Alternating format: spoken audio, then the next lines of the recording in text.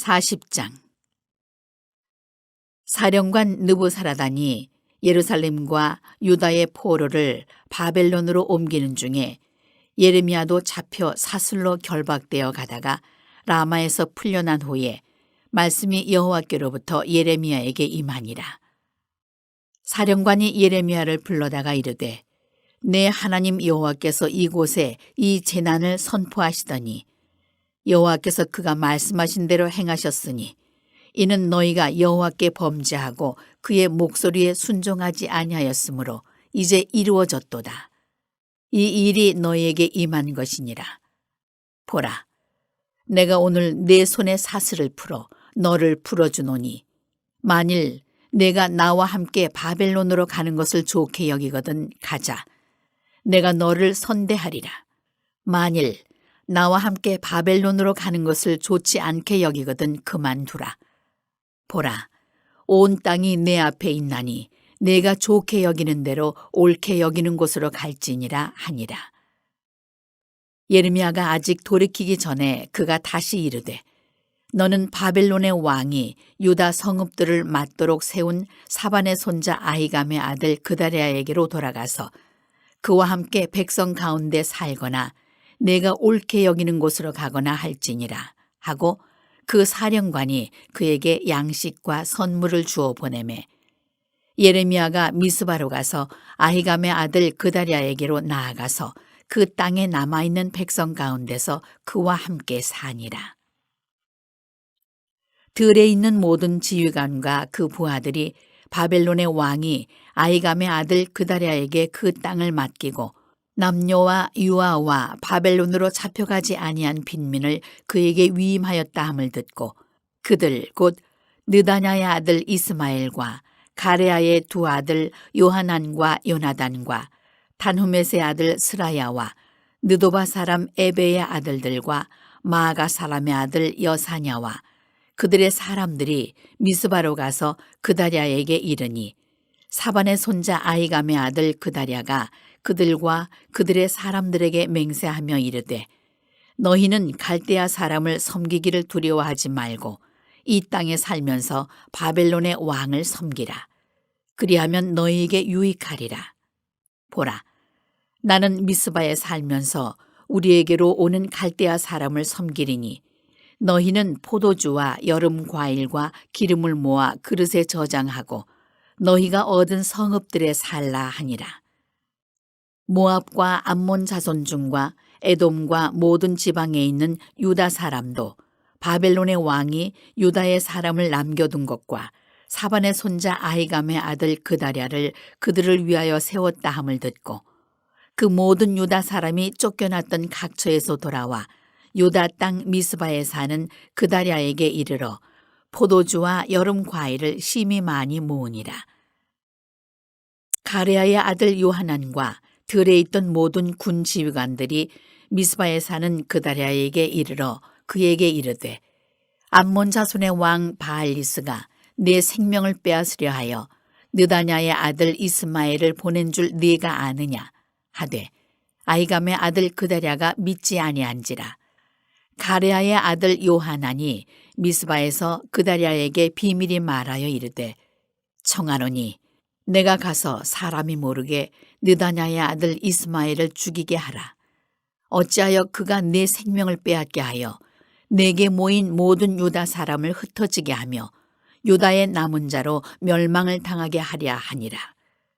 그러나 아히감의 아들 그다랴가 가레아의 아들 요하난에게 이르되 내가 이 일을 행하지 말 것이니라.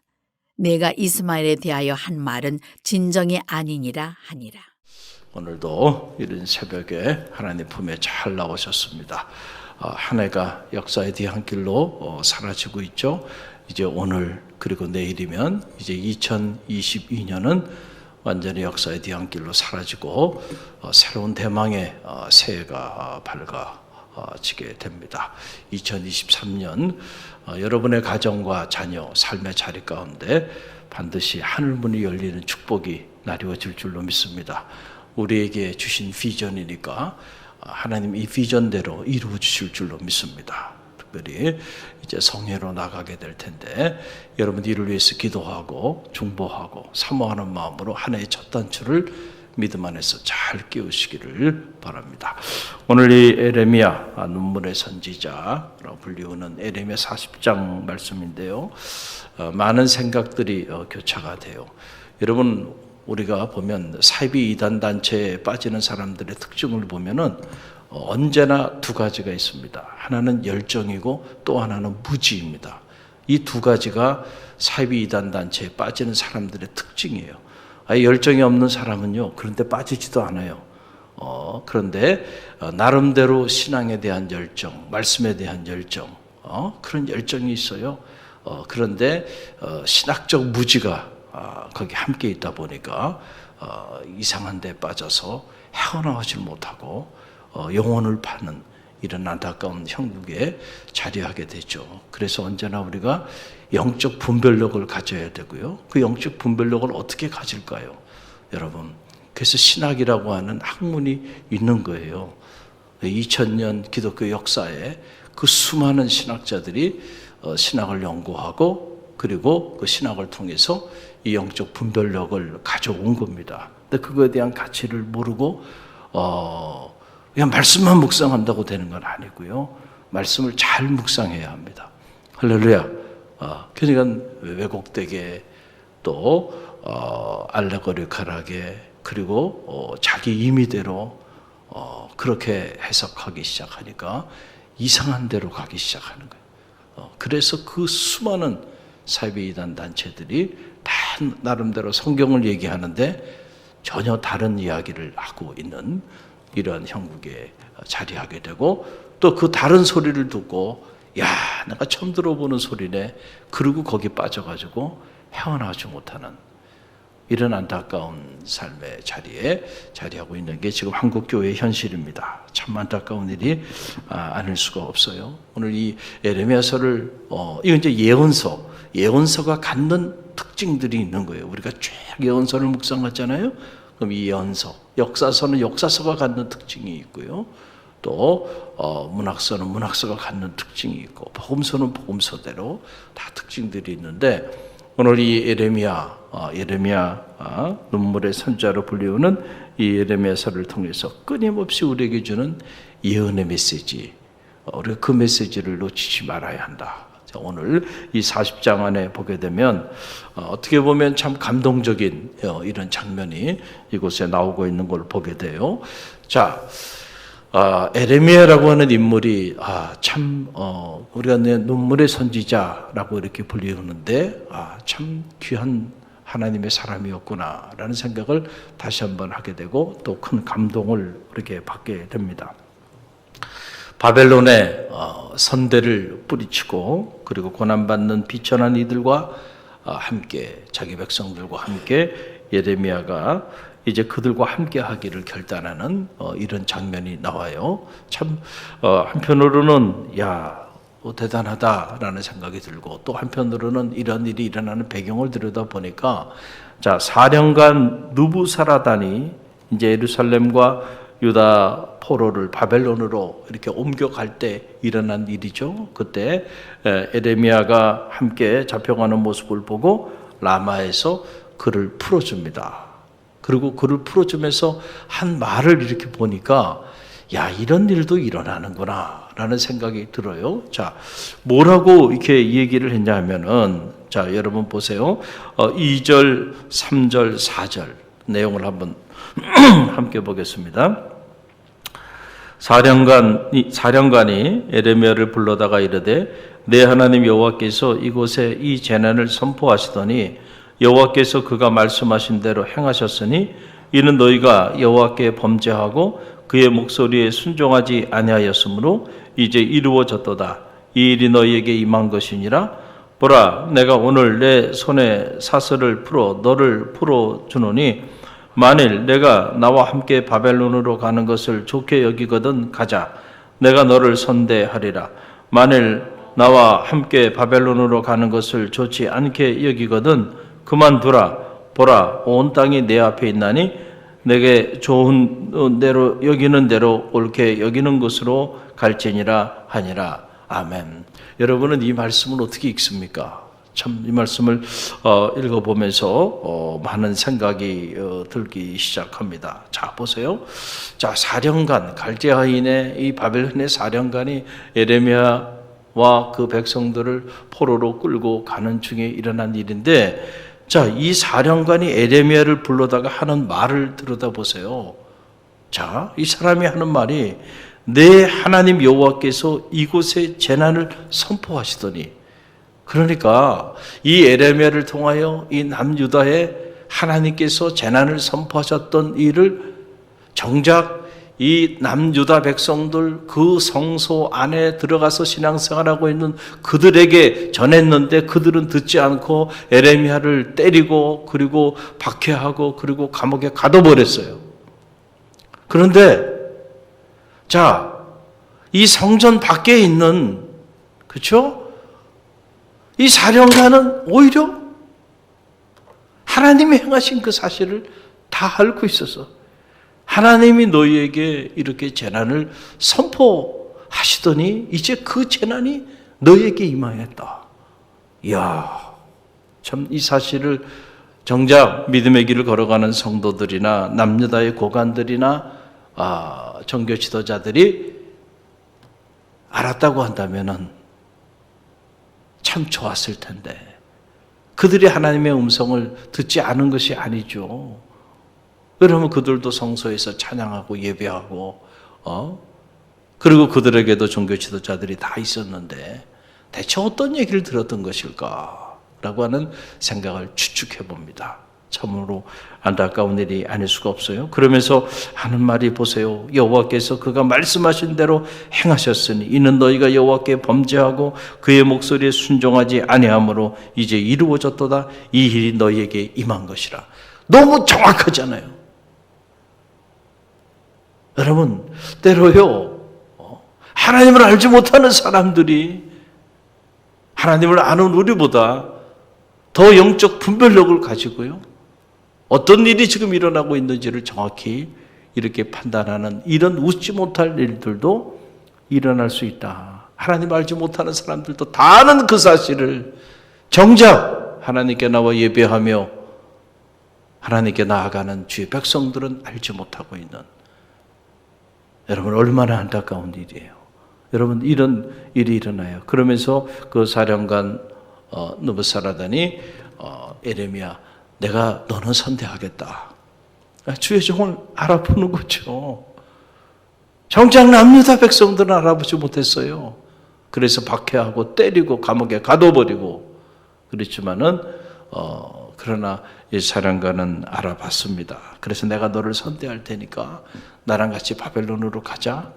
가면 그곳에서 내가 너를 선대하리라. 그러나 너에게 자유를 주겠다. 네가 같이 가는 것을 원치 아니한다고 한다면 그다랴 이제 이곳을 다스리게끔 이렇게 세우는 지도자 그다랴에게 가서 네가 살아도 되고 또 그것도 싫다고 한다면 네가 좋은 대로 가라. 네가 원하는 대로 가라. 그리고 이 예레미야를 선대합니다. 자, 그러니까 예레미야의 이제 선택입니다. 이제 예레미야의 자유가 주어졌어요. 내가 원하는 대로 가라는 거예요. 바벨론으로 가면 내가 너를 존귀하게 선대할 것이고 아니면 네가 이곳에 남든지 아니면 너 가고 싶은 대로 너 마음대로 가라 라고 하는 그런 얘기. 여러분 같으면 어디로 가겠어요? 그 상황에서. 응? 자, 여러분 그 내용을 보세요. 오늘 예레미야의 선택인데 6절 말씀을 보세요. 함께 읽어봅니다. 예레미야가 미스바로 가서 아하김의 아들 그다랴에게로 나아가서 그 땅에 남아있는 백성 가운데서 그와 함께 사니라. 그 땅에 남아있는 백성들, 그 땅에 어떤 사람들만 남아있었냐면은 당시 비천한 사람들만 남겨놨습니다. 그리고 이렇게 젊은 사람들 중에서도 지혜로운 사람들, 재능이 많은 사람들, 그리고 지위가 높은 고관대작들, 귀족들 이런 사람들은 죽이기도 했지만은 그러나 그런 사람들은 다 인재로 데려가고 그리고 그 땅에 아주 비천한 사람들만 남겨놓은 겁니다. 그런데 예레미야는 그 땅에서 그 사람들과 함께 할 것을 결심하고요. 그것에 남습니다. 그동안에 예레미야에게 대한 오해가 뭡니까? 백성들이 이제 재난을 선포하게 되니까 저놈은 매국노다. 지금 우리 말로 쉽게 말씀드리면 그거 아니에요? 나라가 망한다고 얘기를 하고, 자, 나라의 재난을 선포하고, 바벨론에 우리가 항거하지 말고 바벨론에 항복해야 살 길이 있다고 말하니까 저런 놈이 다 있나. 그러니까 민족주의자들 입장에서는 저런 매국노가 있을 수 있겠는가. 그래서 때리고 가두고 잡아넣은 거예요. 그런데 정작 보세요. 예레미야가 매국노입니까? 나라가 이제는 완전히 패망해버리고요. 식민 통치를 하게 된 바벨론이 그를 높이 들어 선대한다고 하는데, 여러분 거기에 응하지 않고 오히려 비천한 자들과 함께 끝까지 그들과 함께 남는 것을 선택하며 나가는 모습을 보게 되잖아요. 오해예요, 오해. 자, 우리가 영적 분별력을 갖지 못하면요, 오만 가지의 오해를 가지게 돼요. 그리고 그 오해가 결국은 이런 끔찍한 일들을 만들 수가 있다는 거예요. 할렐루야. 신앙생활 하면서도 하나님에 대해서 첫째는 오해하지 말아야 돼. 할렐루야. 자, 사탄은 자꾸 우리로 하여금 하나님에 대해 섭섭하게 생각하게 만들어요. 이게 오해야. 다 오해에서 부러져. 너희를 향한 내 마음은 재앙이 아니라 평안이라. 너에게 미래 희망을 주려 합니다. 그런데 어떻게 생각해요? 하나님은 우리에게 재앙을 선포하시고, 하나님은 우리를 죽이려고 그러시고, 하나님은 우리에게 고통만 주시고, 자꾸 하나님에 대해서 오해하기 시작해요. 그리고 여러분, 믿음의 길을 걸어가면서 함께 신앙생활하는 성도들, 주의 종, 영적인 분별력을 가져야 돼요. 그러지 않다 보면 자꾸 인간적인 오해들을 갖게 되고, 그래서 관계를 다 파괴시켜버려요. 여러분, 그거는 사탄이 하는 일들이에요. 사탄은 우리가 하나님에 대해서 오해하게만 만들어 놓으면 그 사람의 평생 신앙생활은 그걸로 끝난 겁니다. 더 이상 볼 게 없어요. 교회에 대한 오해, 주에 대한 오해를 갖게 만들어 버리면 더 이상 그 사람의 신앙은 자라지 않습니다. 목자 없는 양이 된 거예요. 착각하는 거죠. 그런데 정작 목자가 없는 거야. 영적인 리더가 없는, 유리하는 양대로 전락해버린 거예요. 그래서 평생을 신앙생활에도 신앙이 자라지 않고요, 삶의 변화가 일어나지 않는 거예요. 안타까운 일이죠. 하나님에 대한 오해가 없게 되기를 간절히 바랍니다. 할렐루야. 그래야 이 대신관계가 건강해지는 거예요.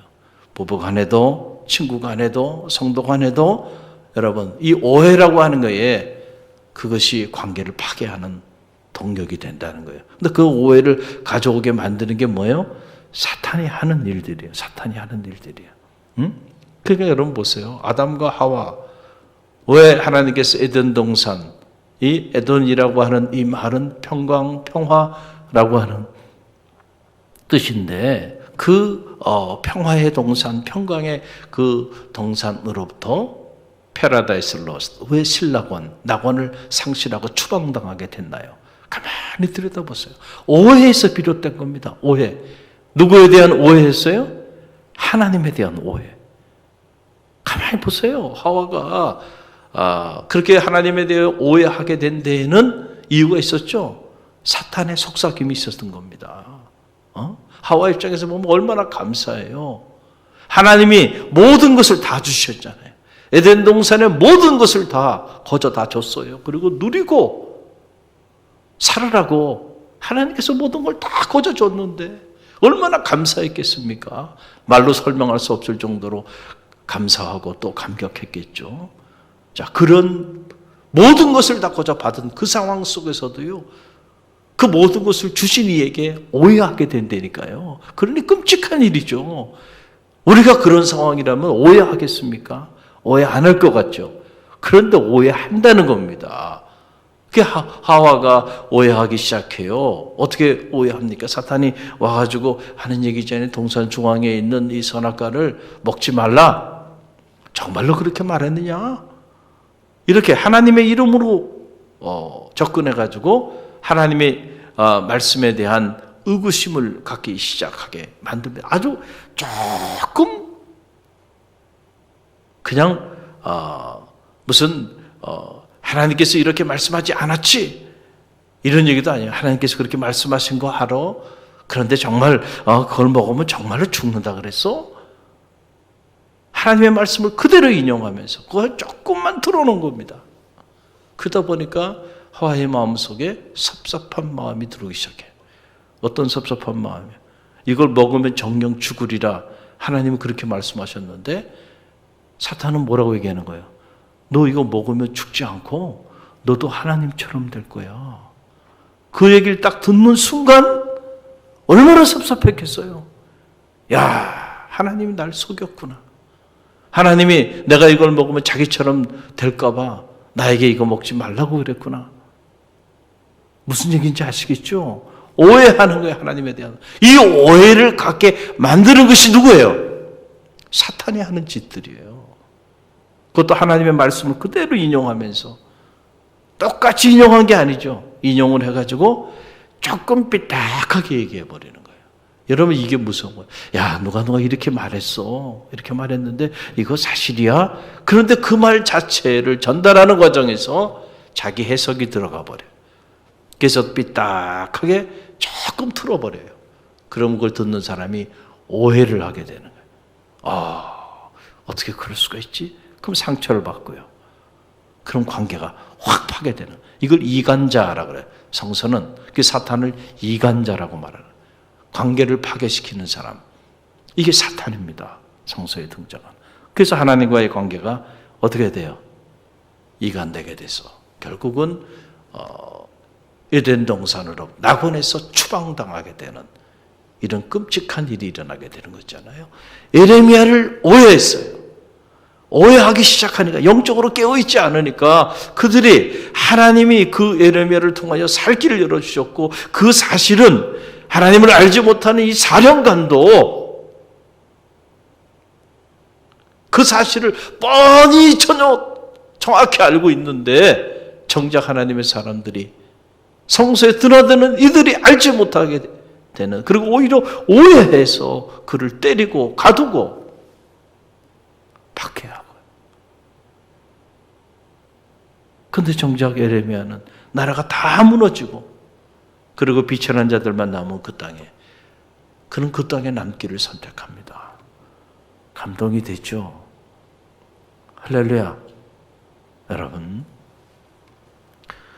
우리는 끊임없이 우리의 삶의 자리 안에 선택의 기로 앞에 자리하게 되죠. 참 저도 도전을 받아요. 어떤 길을 선택해야 될까? 참 예레미야를 보면서 주님은 우리에게 좁은 길을 가라고 그랬어요. 좁은 길을 가라. 그것은 찾는 이들이 없다. 그러나 많은 사람이 넓은 길을 선택해요. 그것은 가고자 하는 사람들이 구름대처럼 몰려가는 길이에요. 그 길은 사망의 길이에요. 그러나 사람들이 찾지 않는 그 좁은 길, 그 길이 생명의 길이에요. 주님의 말씀입니다. 할렐루야. 당시 예언서를 읽어보면 많은 사람들이 갔던 그 넓은 길이 죽음의 길이었고 결국 누구도 가지 않았던 그 좁은 길, 예레미야가 걸어갔던 그 길이 결국은 생명의 길이었음을 우리가 이런 예언서를 통해서 보게 됩니다. 그래서 여러분 이 시대의 조리에 맞춰서 이 시대의 사람들이 열광하는 일들은 조심해야 돼. 언제나 영적으로 우리가 이런 예언서를 통해서 보게 되는 거예요. 이 악한 세대에 사람들이 흠모하고 그룹들처럼 달려든다고 한다면 그 일이 하나님의 일일 가능성이 적어요. 할렐루야. 이 영적인 분별력을 가져야 한다. 오늘도 이 넓은 길을 선택하지 않고 편안하고 안락하고 자기 삶이 보장된 내가 너를 선대하리라 그랬어요. 우리 같으면 그냥 나를 선대하고 내 삶이 평안하고 내 삶이 안전하고 내가 먹고 살기 좋은 이런 환난의 때 재난의 때 내 삶을 보장해 준다 그러는데 나를 선대해 준다고 하는데 우리는 주저하지 않고 그걸 선택하면서 그 길로 가지 않겠어요? 그러나 예레미야는 그 길을 선택하지 않았다는 거예요.